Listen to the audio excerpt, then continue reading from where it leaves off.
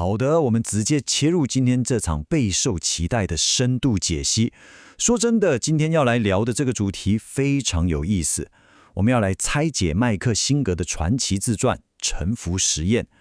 我们通常会觉得人生就是要想办法控制全局，对吧？但这本书完全反其道而行，它要告诉我们为什么放下控制欲，反而可能是通往巨大成功的终极秘密。这绝对会彻底颠覆你对人生的既有认知。在我们真正深入探讨之前，我想请你先非常诚实地问问自己一个问题：你那无止境的未来计划，还有对每一件事情结果的强烈执着，到底是真的为你带来了安全感，还是只让你觉得天哪，彻底的精疲力竭跟满满的焦虑？我们每天都在拼了命地想抓住生活中的每一个变数，但结果呢，往往是适得其反，对吧？你能想象这中间的落差有多大吗？一个人完全放弃了对生命的控制欲，结果竟然让他从一个躲在森林里隐居的嬉皮，一路开挂跃升成为一家估值高达数十亿美元上市公司的执行长。这听起来简直像电影情节一样不可思议，但这正是我们今天要探索的核心。这一切到底是怎么发生的？其实这就要讲到一个很关键的概念了。我们日常生活中那种渴望掌控每一个小变数的痴迷，实际上根本是在为自己建造一座隐形的牢笼。我们总以为把一切抓在手里就会安全，但事实上，这种控制才是让我们陷入痛苦的真正源头。你想一下，我们平常是怎么运作的？我们不断地为未来做计划，对事情期待特定的结果，心里预设了无数个事情应该怎么样跟不应该怎么样的剧本。当我们拼命想强迫现实去配合这些剧本的时候，我们有觉得比较安全吗？完全没有。相反地，我们只是在制造一个现代焦虑的疲惫循环。只要现实稍微偏离了一点点，内心就会立刻引发强烈的紧张跟恐惧。那么，要怎么打破这种令人崩溃的内耗呢？这就必须回到辛格在1970年代获得的一个深刻体悟。当时他还是美国佛罗里达大学里一名极具潜力的经济学博士生。就在那段时间，他察觉到了一个完全改变他一生的内在现象。他注意到自己的脑海中随时随地都有一个声音在喋喋不休，不断地在评判身边的一切。最关键的是，他发现这个大脑杂音的驱动力完全是来自于个人私欲里的偏好。说白了，就是我们单纯的喜欢和讨厌。这个声音会不断指使我们，只要外在现实不符合我们的个人偏好，它就会跳出来命令我们去对抗现实。没错，这就是我们所有焦虑的真正起点。你想象一下这个庞大的数字，138亿年。这是宇宙在没有我们任何帮助的情况下，完美的自行演化跟运作的时间。自然法则可以让行星在轨道上精准运行，让微小的种子长成参天大树，一切都运作得如此井然有序。对比之下，这其实凸显了人类自我意识有多么狂妄。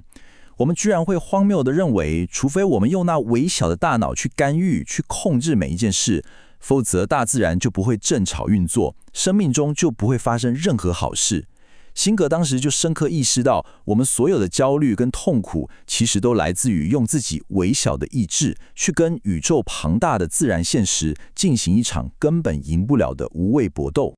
所以了，既然对抗现实就是问题的症结所在，辛格决定进行一场非常疯狂的实验。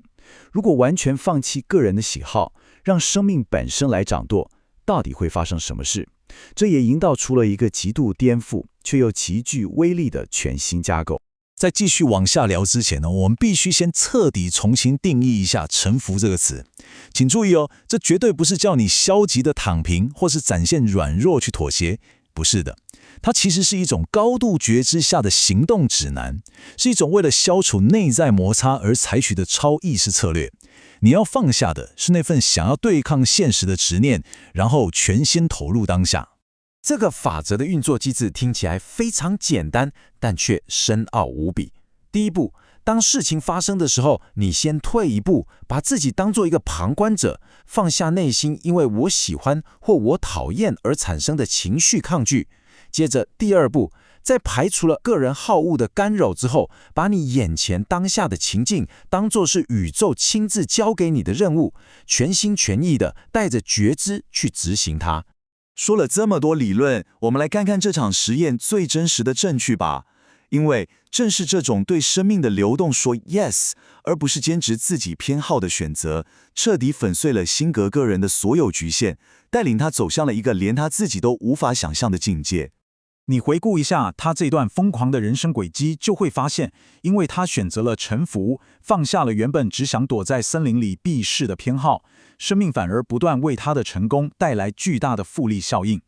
他不但成为了受人爱戴的大学老师，建立起全球知名的灵修中心宇照圣堂，甚至还顺应生命带给他的新科技浪潮，一路打造出颠覆医疗产业、估值高达10亿美元的科技帝国。更让人震撼的是，甚至当灾难降临，当他面临毫无根据的联邦证券欺诈诉讼，还被 FBI 突袭搜查达7年的时候，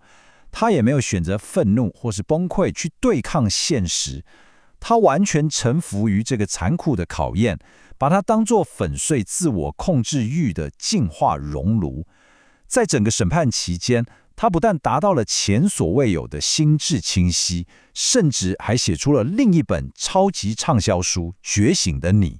而最终所有的指控也都被完全撤销，重获清白。经历了这一切，我们现在来到了这整套哲学的终极回报。辛格的故事完美地证明了一件事：放弃你对控制的幻觉，并不会扼杀你的梦想。相反的，当你不再与现实抗争，生命反而会带领你走向超乎想象的伟大境界。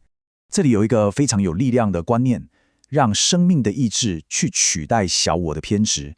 这也是我们今天这场解析最想传达的核心精髓。